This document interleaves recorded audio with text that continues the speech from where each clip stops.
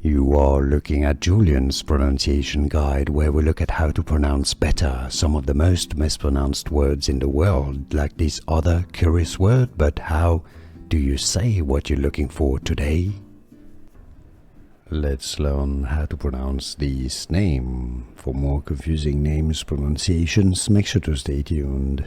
Two different pronunciations. In English, the most common pronunciation, I believe, is as Miriah, Miriah, although some pronounce it also as Miriah, Miriah. How do you pronounce it yourself? It'd be interesting to know. Let us know in the comments.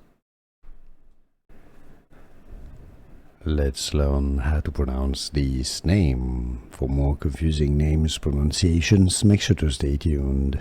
Two different pronunciations. In English, the most common pronunciation, I believe, is as Miriah, Miriah, although some pronounce it also as Miriah, Miriah. How do you pronounce it yourself? It'd be interesting to know.